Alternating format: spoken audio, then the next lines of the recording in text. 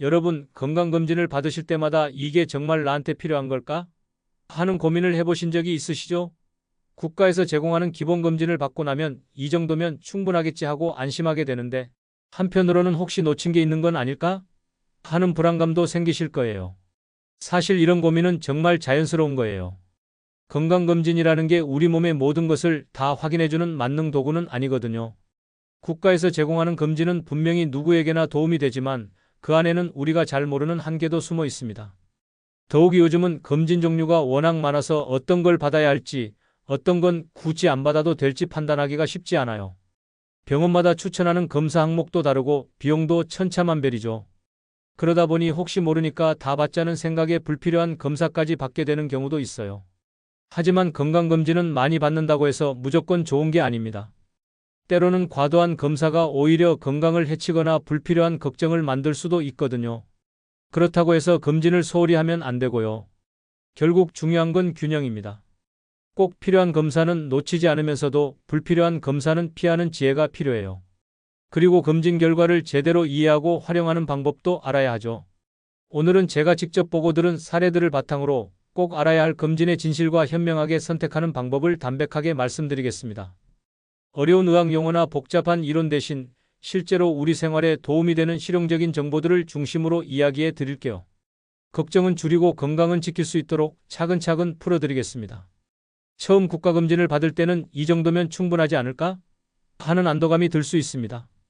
국가에서 제공하는 검진이니까 믿을만하고 전문가들이 꼭 필요한 항목들을 다 넣었을 거라고 생각하시는 거죠. 어느 정도는 맞는 말이에요. 하지만 국가검진에는 분명한 한계가 있습니다. 가장 큰 이유는 현실적인 제약 때문이에요. 국가가 전 국민을 대상으로 검진을 제공하려면 비용과 효율성을 고려할 수밖에 없거든요. 그래서 가장 흔하고 중요한 질환 몇 가지만 추려서 검사하게 된 거예요. 혹시 여러분도 국가검진만 받으면 웬만한 병은 다 찾을 수 있겠지? 라고 생각해 보신 적이 있으신가요? 이런 생각은 정말 자연스럽지만 동시에 위험할 수도 있어요. 국가검진이 다루는 질환들을 보면 위암, 대장암, 유방암, 자궁경부암 같은 주요 암들과 고혈압, 당뇨병 같은 만성질환들이 중심이에요. 물론 이런 질환들이 정말 중요하고 흔한 건 맞아요. 하지만 우리 몸에 생길 수 있는 모든 문제를 다 포함하지는 못해요. 김영호님의 이야기를 들려드리고 싶습니다. 72세이신 김영호님은 정말 성실하게 매년 국가검진을 받으셨어요. 한 번도 빠뜨린 적이 없을 정도로 건강관리에 신경을 쓰시는 분이었죠. 검진 결과도 항상 정상 또는 양호가 나왔어요. 그런데 어느 날 갑자기 복부에 묵직한 통증을 느끼기 시작했어요. 처음에는 나이가 들어서 그런가 보다 하고 넘겼는데 며칠이 지나도 계속되고 점점 심해지는 거였어요. 소화도 잘 안 되고 식욕도 떨어졌죠. 가족들이 걱정해서 병원에 가보자고 했지만 그분은 얼마 전에 검진받았는데 다 정상이라고 했어라며 망설였어요. 국가검진을 믿고 계셨던 거죠. 하지만 통증이 너무 심해져서 결국 병원을 찾게 되었어요. 병원에서 복부 초음파와 CT 검사를 해보니 담낭에 상당히 큰 결석이 발견되었습니다. 담낭 결석이 담도를 막으면서 염증을 일으키고 있었던 거예요. 다행히 큰 수술은 피하고 내시경 시술로 해결할 수 있었지만 조금 더 늦었다면 심각한 상황이 될 뻔했어요. 그분은 나중에 이렇게 말씀하셨어요. 검진만 믿고 있었는데 왜 담낭 결석은 못 찾았을까요? 사실 이건 당연한 일이에요. 국가검진에는 복부 초음파가 기본 항목에 포함되지 않거든요. 위내시경으로는 위나 십이지장의 문제는 찾을 수 있지만 담낭이나 간, 췌장 같은 다른 장기의 문제는 발견하기 어려워요. 이 사례에서 중요한 교훈은 국가검진이 나쁘다는 게 아니라 그 한계를 이해해야 한다는 거예요. 국가검진은 최소한의 안전망 역할은 확실히 해줘요. 하지만 그것만으로는 우리 몸의 모든 문제를 다 찾아낼 수는 없다는 점을 알아야 해요. 그렇다면 어떻게 해야 할까요? 첫 번째는 국가검진을 반드시 받는 거예요. 이건 정말 중요해요. 국가검진이 다루는 질환들은 실제로 우리나라 사람들에게 가장 흔하고 중요한 질환들이거든요. 이걸 빠뜨리면 안 돼요. 두 번째는 국가검진만으로 끝내지 말고 내 나이와 가족력, 생활 습관에 맞는 추가 검사가 필요한지 의사와 상담하는 거예요. 예를 들어 가족 중에 간암 환자가 있다면 간, 초음파나 간암 표지자 검사를 추가로 받는 게 좋을 수 있어요. 세 번째는 검진 결과에만 의존하지 말고 몸이 보내는 신호에 귀 기울이는 거예요. 김영호님처럼 검진에서 정상이 나와도 몸에 이상 증상이 나타나면 병원을 찾아야 해요. 국가검진은 정말 소중한 제도예요. 하지만 만능은 아니라는 점을 기억하시고 그 한계를 보완할 수 있는 방법들을 함께 활용하시길 바라요. 그렇게 해야 진정으로 건강을 지킬 수 있어요. 검진을 받고 이상 없음이라는 결과를 받으면 참 안심이 되죠. 마치 건강에 대한 보증서를 받은 것 같은 기분이 들어요. 그런데 바로 이 안심이 때로는 위험할 수 있습니다. 검진에는 분명한 사각지대가 있기 때문이에요. 사각지대라는 게 뭘까요? 쉽게 말해서 검진으로는 찾기 어려운 질환들이 있다는 뜻이에요. 아무리 꼼꼼한 검진을 받아도 모든 질환을 100%다 찾아낼 수는 없거든요. 특히 초기 단계의 질환이나 특별한 검사가 필요한 질환들은 기본 검진에서 놓칠 수 있어요. 혹시 여러분도 검진에서 정상이라고 했는데 왜 이런 증상이 생기지? 하는 의문을 가져보신 적이 있으신가요? 이런 경험은 생각보다 흔해요. 국가검진이 주로 다루는 건 위암, 대장암, 유방암, 자궁경부암 같은 주요 암들이에요. 하지만 우리 몸에 생길 수 있는 암은 이것들만이 아니거든요. 방광암, 췌장암, 신장암, 혈액암 같은 질환들은 기본 검진으로는 발견하기 어려워요. 또한 같은 암이라도 위치나 크기, 성질에 따라 검진에서 놓칠 수 있어요. 예를 들어 위내시경을 해도 위의 모든 부분을 완벽하게 볼 수는 없거든요. 특히 위의 뒷면이나 구부러진 부분은 보기 어려운 경우가 있어요. 이정숙님의 이야기를 들려드리겠습니다. 65세이신 이정숙님은 건강관리에 정말 신경을 많이 쓰시는 분이에요. 매년 국가검진을 받는 것은 물론이고 추가로 몇 가지 검사도 더 받으셨어요. 그래서 검진 결과가 항상 좋게 나왔죠. 2년 전 검진에서도 모든 결과가 정상이었어요. 혈액검사, 소변검사, 위내시경, 대장내시경 모두 이상 없음이었죠. 그분은 이제 안심이다 하고 편안한 마음으로 지내셨어요. 그런데 몇 달 후부터 이상한 증상이 나타나기 시작했어요. 소변을 볼 때 가끔 핑크빛이 도는 거였어요. 아주 약해서 처음에는 눈이 잘못 본 건가 싶었는데 며칠 더 지켜보니 분명히 혈뇨였어요. 하지만 그분은 즉시 병원에 가지 않았어요. 얼마 전에 검진 받았는데 다 정상이라고 했는데 뭐가 문제겠어? 하고 생각하셨던 거죠. 혹시 필요해서 그런 건 아닐까, 물을 적게 마셔서 그런 건 아닐까 하며 며칠 더 지켜보셨어요. 하지만 증상이 계속되고 때로는 더 진한 혈뇨가 나오기도 해서 결국 비뇨기과를 찾게 되었어요. 의사는 즉시 정밀 검사를 지시했어요. 방광 내시경, 복부 CT, 소변 세포 검사 등을 받았죠. 검사 결과 방광에 작은 종양이 발견되었습니다. 다행히 초기 단계의 방광암이었고 즉시 내시경 수술로 제거할 수 있었어요. 의사는 조기에 발견해서 치료가 잘 될 것 같다고 말했지만 그분은 큰 충격을 받았어요. 검진에서 정상이라고 했는데 어떻게 암이 생길 수 있어요? 라고 물어보니 의사가 이렇게 설명해 주었어요. 방광암은 일반적인 건강검진으로는 발견하기 어려운 질환이에요. 혈뇨나 소변 이상 증상이 나타나야 의심하고 정밀 검사를 하게 되죠. 그제야 그분은 이해했어요. 검진이 만능이 아니라는 걸 말이에요. 국가검진이나 일반적인 종합검진으로는 찾을 수 없는 질환들이 있다는 것도 알게 되었죠. 다행히 그분은 초기에 발견해서 치료를 잘 마치실 수 있었어요. 지금은 정기적으로 추적 검사를 받으면서 건강하게 지내고 계세요. 하지만 만약 혈뇨 증상을 더 오래 방치했다면 어떻게 되었을지 생각하면 아찔하다고 하세요. 이 사례에서 우리가 배울 수 있는 중요한 교훈이 있어요. 첫째, 검진 결과가 정상이라고 해서 모든 질환의 가능성이 없어지는 건 아니라는 거예요. 둘째, 몸이 보내는 신호는 절대 무시하면 안 된다는 거죠. 특히 혈뇨, 지속적인 기침, 설명할 수 없는 체중 감소, 계속되는 복통 같은 증상들은 검진 결과와 상관없이 반드시 병원에서 확인해 봐야 해요.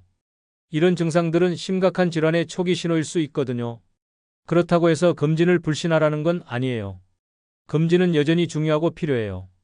다만 검진의 한계를 이해하고 그것만 믿고 방심하지는 말아야 한다는 거죠. 여러분도 검진을 받으실 때 이런 점들을 기억해 주세요. 검진은 건강의 나침반 역할을 해주지만 완벽한 지도는 아니라는 점 말이에요. 검진에 대해 이야기하다 보면 많이 받을수록 좋다는 생각을 하시는 분들이 많아요.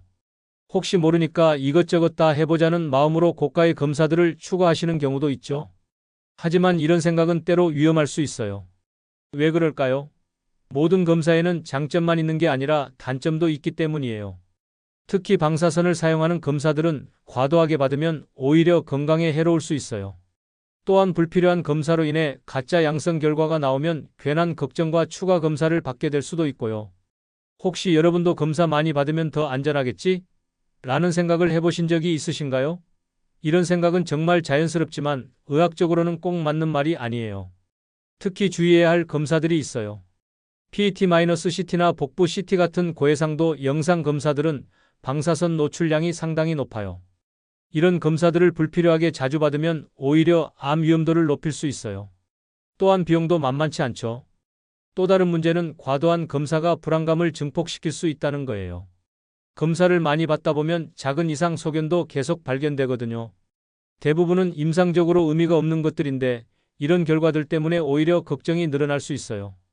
박노인님의 이야기를 들려드리고 싶습니다. 69세이신 박노인님은 건강에 대한 걱정이 유독 많으신 분이에요. 몇 년 전 친구분이 암으로 돌아가신 후로 혹시 나도 모르는 암이 있는 건 아닐까 하는 불안감이 계속 있으셨죠. 그래서 매년 국가검진뿐만 아니라 추가로 여러 검사를 받기 시작했어요. 특히 PET-CT는 온몸의 암을 다 찾아낸다는 말을 듣고 매년 받으셨어요. 비용이 150만 원 정도 들었지만 건강을 위해서라면 아깝지 않다고 생각하셨죠. 처음에는 이상 없음 결과가 나와서 안심이 되었어요. 하지만 2년째부터는 조금씩 이상 소견들이 나타나기 시작했어요. 간의 작은 음영, 폐의 작은 결절, 임파선 일부 비대 같은 소견들이었죠. 이런 결과들 때문에 추가 검사를 받아야 했어요. 간, MRI, 폐 CT, 조직 검사까지 하게 되었죠. 결과적으로는 모두 양성이거나 염증성 변화였지만 그 과정에서 받은 스트레스와 방사선 노출량은 상당했어요. 더 큰 문제는 매년 PET-CT를 받으면서 누적되는 방사선량이었어요. PET-CT 한 번이면 흉부 X선 사진 800장 정도의 방사선에 노출되는 거거든요. 매년 받으면 그 양이 계속 쌓이는 거죠. 그러던 중 새로 만난 주치의가 이런 조언을 해주었어요. 어르신, PET-CT를 매년 받는 건 오히려 건강에 해로울 수 있어요. 특별한 증상이나 위험 요인이 없다면 굳이 받을 필요가 없습니다. 의사의 설명에 따르면 PET-CT는 암이 의심되거나 암 치료 후 재발을 확인할 때 하는 검사라고 했어요. 건강한 사람이 선별검사 목적으로 받기에는 방사선 노출량이 너무 크다는 거였죠. 그 말을 듣고 박노인님은 검사 계획을 완전히 바꾸셨어요. 국가검진을 기본으로 하고 거기에 복부 초음파, 갑상선 초음파 같은 안전한 검사들만 추가하기로 한 거죠. PET-CT는 특별한 증상이 없는 한 받지 않기로 했어요. 그렇게 2년이 지났는데 건강 상태는 전혀 문제 없었어요. 오히려 불필요한 검사로 인한 스트레스가 줄어들면서 마음이 훨씬 편해졌다고 하세요. 검사 비용도 크게 절약할 수 있었고요. 그분은 나중에 이렇게 말씀하셨어요. 검사를 많이 받는 게 능사가 아니라는 걸 깨달았어요. 정말 필요한 검사만 적절한 주기로 받는 게 더 현명한 것 같아요. 이 사례에서 우리가 배울 수 있는 교훈은 명확해요. 검사는 많다고 좋은 게 아니라 적절하게 받는 게 중요하다는 거죠. 특히 고비용이면서 방사선 노출량이 많은 검사들은 반드시 전문의와 상담한 후에 받아야 해요. 그렇다면 어떤 검사들을 조심해야 할까요? PET-CT, 복부나 흉부 CT, 심장 CT 같은 검사들은 방사선량이 많아서 남용하면 안 돼요. 또한 MRI도 비용이 많이 들고 조영제를 사용하는 경우 부작용 위험이 있어서 꼭 필요한 경우에만 받는 게 좋아요. 반대로 초음파 검사들은 방사선 노출 없이 안전하게 받을 수 있어요. 복부 초음파, 갑상선 초음파, 경동맥 초음파 같은 검사들은 비교적 안전하면서도 중요한 정보를 얻을 수 있어서 추천할 만해요. 여러분도 검진을 계획하실 때 많이 받자보다는 현명하게 받자는 마음가짐을 가져주세요. 그리고 고가의 검사를 추천받으면 정말 필요한 검사인지 다른 대안은 없는지 꼭 확인해 보시길 바라요. 지금까지 검진의 한계나 피해야 할 검사들에 대해 말씀드렸는데 그렇다면 정말로 꼭 받아야 할 검사는 어떤 것들일까요? 다행히 비교적 안전하면서도 중요한 질환을 조기에 발견할 수 있는 검사들이 있어요. 이런 검사들은 비용 대비 효과가 뛰어나고 실제로 생명을 구할 수 있는 검사들이죠. 핵심 검사들의 공통점은 뭘까요? 첫째, 안전하다는 거예요. 방사선 노출이 없거나 최소한이고 부작용 위험도 낮아요. 둘째, 중요한 질환을 조기에 발견할 수 있어요. 셋째, 비용 대비 효과가 좋아요. 이런 조건을 만족하는 검사들이 바로 우리가 놓치지 말아야 할 핵심 검사들이에요. 혹시 여러분도 정말 중요한 검사가 뭔지 헷갈린다는 생각을 해보신 적이 있으신가요? 워낙 검사 종류가 많다 보니 우선순위를 정하기가 쉽지 않으실 거예요. 제가 추천하는 핵심 검사들을 말씀드릴게요. 우선 초음파 검사들이에요. 복부 초음파로는 간, 담낭, 췌장, 신장의 상태를 확인할 수 있어요. 갑상선 초음파로는 갑상선 결절이나 암을 조기에 발견할 수 있고요. 이런 초음파 검사들은 방사선 노출이 전혀 없으면서도 중요한 정보를 얻을 수 있어요. 또한 심혈관 질환을 예방하기 위한 검사들도 중요해요. 경동맥 초음파로 뇌졸중 위험을 평가할 수 있고 심장 초음파로 심장 기능을 확인할 수 있어요. 뇌 MRA로는 뇌혈관 이상을 미리 발견할 수 있고요. 윤미자님의 이야기를 들려드리고 싶습니다. 74세이신 윤미자님은 평소 건강에 큰 문제가 없으셨던 분이에요. 국가검진을 꾸준히 받았고 특별한 증상도 없었죠. 그런데 딸이 엄마, 갑상선 초음파 한번 받아보세요 라고 권했어요. 처음에는 별 증상도 없는데 굳이? 하셨지만 딸의 권유로 갑상선 초음파를 받아보기로 했어요. 검사 자체는 간단했어요. 목 부분에 젤을 바르고 초음파 기계로 들여다보는 게 전부였죠.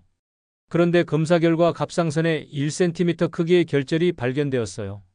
의사는 크기가 작고 모양도 양성으로 보이지만 조직 검사를 해보는 게 좋겠다고 했어요.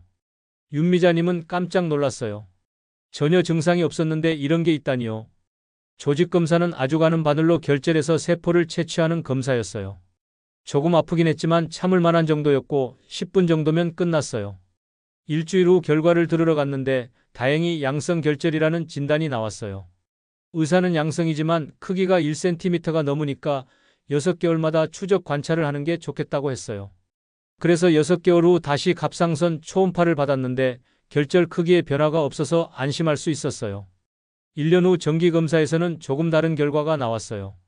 기존 결절은 그대로였는데 다른 부위에 새로운 작은 결절이 하나 더 발견된 거예요.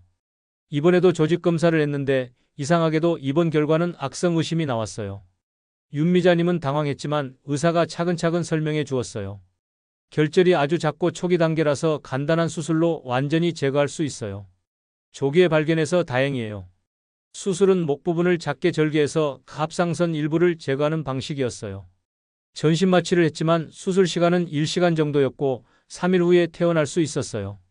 수술 후 조직검사에서 확인된 건 정말 초기 단계의 갑상선 유도암이었어요. 의사는 이 정도 초기라면 완치율이 거의 100%에 가까워요. 갑상선 초음파를 받지 않았다면 훨씬 늦게 발견되었을 거예요 라고 말했어요. 윤미자님은 딸에게 정말 고맙다고 하셨어요. 지금 그분은 수술 후 2년이 지났는데 정기검사에서 재발 소견 없이 잘 지내고 계세요. 갑상선 호르몬제를 복용하고 있지만 일상생활에는 전혀 지장이 없어요. 오히려 미리 발견해서 간단히 해결할 수 있어서 다행이라고 하세요. 이 사례에서 중요한 점은 갑상선 초음파라는 간단한 검사가 생명을 구할 수 있다는 거예요. 갑상선암은 초기에는 전혀 증상이 없어서 스스로 발견하기 어려워요. 하지만 초음파로는 아주 작은 결절까지 찾아낼 수 있죠. 갑상선 초음파 외에도 꼭 챙겨야 할 검사들이 있어요. 복부 초음파는 간암, 담낭암, 췌장암 같은 소화기 암들을 조기에 발견할 수 있어요. 경동맥 초음파는 뇌졸중 위험을 평가할 수 있고 뇌 MRA는 뇌동맥류 같은 위험한 혈관 질환을 미리 찾아낼 수 있어요. 이런 검사들의 장점은 안전하면서도 중요한 정보를 준다는 거예요. 국가검진에는 포함되지 않지만 추가 비용을 들여서라도 받을 가치가 있는 검사들이죠. 여러분도 검진을 계획하실 때 이런 핵심 검사들을 빼먹지 마세요. 비용이 조금 들더라도 장기적으로는 생명을 지키는 값진 투자가 될 거예요. 마지막으로 정말 중요한 이야기를 하고 싶어요. 검진은 어디서 언제 어떻게 받느냐에 따라 결과가 완전히 달라질 수 있다는 거예요. 같은 장비, 같은 검사라도 의료진의 경험과 노하우, 그리고 환자와의 소통에 따라 진단의 정확도가 크게 차이 날 수 있거든요. 왜 이런 차이가 생길까요? 의학은 기계가 모든 걸 판단하는 게 아니라 사람이 해석하고 판단하는 영역이 많기 때문이에요. 특히 초음파나 내시경 같은 검사는 검사하는 의사의 실력과 경험이 결과에 큰 영향을 줘요. 또한 환자의 증상이나 과거 병력을 얼마나 자세히 파악하느냐에 따라서도 진단의 정확도가 달라지죠. 혹시 여러분도 어차피 같은 검사인데 어디서 받든 마찬가지 아닌가 하는 생각을 해보신 적이 있으신가요? 이런 생각은 자연스럽지만 실제로는 그렇지 않아요. 특히 요즘은 대형 검진센터에서 하루에 수백 명씩 검사를 받는 공장식 검진이 늘어나고 있어요. 효율성 면에서는 좋을 수 있지만 개별 환자에 대한 꼼꼼함은 떨어질 수밖에 없어요. 검사 시간도 짧고 의사와 상담할 시간도 부족하죠. 반면에 환자와 충분히 소통하고 개인의 특성을 고려해서 검사하는 병원에서는 놓칠 수 있는 부분들을 더 잘 찾아낼 수 있어요. 시간은 조금 더 걸리지만 그만큼 정확도가 높아지는 거죠. 최성환님의 이야기를 들려드리고 싶습니다. 70세이신 최성환님은 처음에 서울의 유명한 대형 검진센터에서 종합검진을 받으셨어요. 브랜드도 유명하고 시설도 좋아서 기대가 컸죠. 검진 당일에 가보니 정말 시설은 좋았어요. 최신 장비들이 가득하고 깔끔하게 정리되어 있었죠. 하지만 검사 과정은 생각보다 기계적이었어요. 한 검사가 끝나면 바로 다음 검사실로 이동하고 의료진과 대화할 시간은 거의 없었어요. 특히 아쉬웠던 건 상담 시간이었어요. 모든 검사가 끝나고 결과를 들을 때도 의사와의 면담은 10분도 안 되었어요. 결과지를 보면서 이상 없습니다라고 간단히 설명하는 게 전부였죠. 궁금한 것들을 물어보려고 했지만 다음 환자가 기다리고 있어서라며 서둘러 마무리되었어요. 검사 결과는 대부분 정상이었지만 뭔가 아쉬운 마음이 들었어요. 정말 꼼꼼히 봐준 건가? 하는 의구심도 생겼고요. 그래서 이듬해에는 다른 곳에서 검진을 받아보기로 했어요. 이번에는 집 근처 종합병원의 건강검진센터를 선택했어요. 규모는 앞서갔던 곳보다 작았지만 환자 한 명당 배정되는 시간이 훨씬 길었어요. 검사 전에 간호사와 상담하는 시간도 있었고 과거 병력이나 현재 복용 중인 약물에 대해서도 자세히 물어봤어요. 검사 과정에서도 차이가 느껴졌어요. 초음파 검사를 할 때 의사가 이 부분은 어떠세요? 평소에 불편한 점은 없으셨어요? 라고 물어보면서 진행했어요. 위내시경을 할 때도 여기 보시면 작은 상처가 있는데 평소 속이 쓰린 적 있으셨나요? 라고 설명해 주었어요. 가장 큰 차이는 결과 상담이었어요. 의사가 30분 정도 시간을 내서 결과를 하나하나 설명해 주었어요. 그리고 그분의 나이와 가족력을 고려해서 내년에는 이런 검사를 추가해 보시는 게 좋겠다는 구체적인 조언도 해 주었어요. 더 놀라운 건 의사가 과거 검사 결과와 비교해서 변화를 설명해 준 것이었어요. 작년에 비해서 혈압이 조금 올랐네요. 평소 짠 음식을 드시나요? 라고 물어보면서 생활습관 개선 방법도 알려주었어요. 그분은 그때부터 그 병원에서 꾸준히 검진을 받고 계세요. 같은 의사와 계속 상담하다 보니 건강 상태의 변화를 더 정확히 파악할 수 있게 되었어요. 또한 의사가 그분의 특성을 잘 알게 되면서 더 적절한 조언을 해줄 수 있게 되었죠. 2년 전에는 혈당이 조금 높게 나왔는데 의사가 바로 당뇨 전 단계로 판단하고 관리 방법을 알려주었어요. 덕분에 생활 습관을 조기에 개선해서 당뇨로 진행되는 것을 막을 수 있었어요. 그분은 지금 이렇게 말씀하세요. 검진은 단순히 검사만 받는 게 아니라 의료진과 관계를 만들어가는 거더라고요.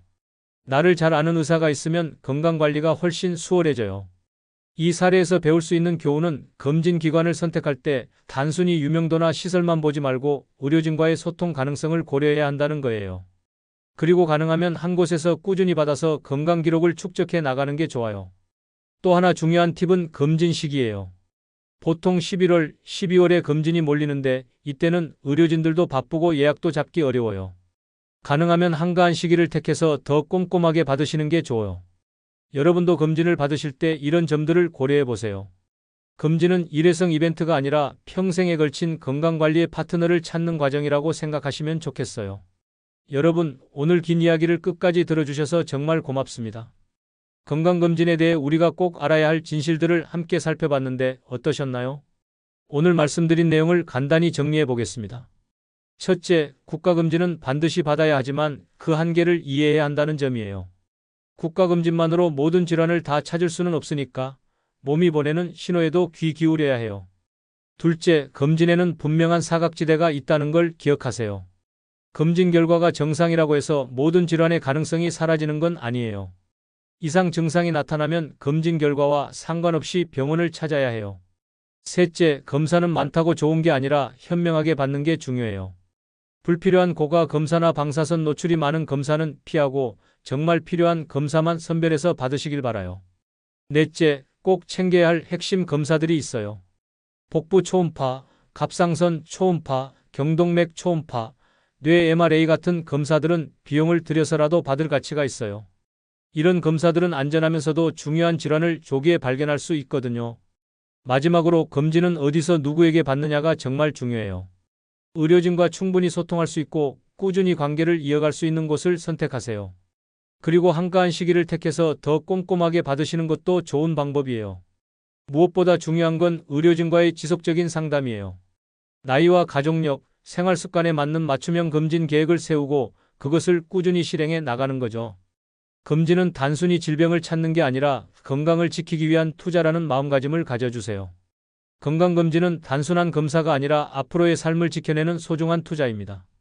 불안해하지 마시고 오늘 배운 내용을 바탕으로 현명한 선택을 하시길 바라요. 여러분의 건강한 노후를 위해 검진이 든든한 버팀목이 되어주길 바랍니다. 걱정은 줄이고 희망은 더 크게 가져가시길, 그리고 건강하고 행복한 나날들을 보내시길 진심으로 응원합니다.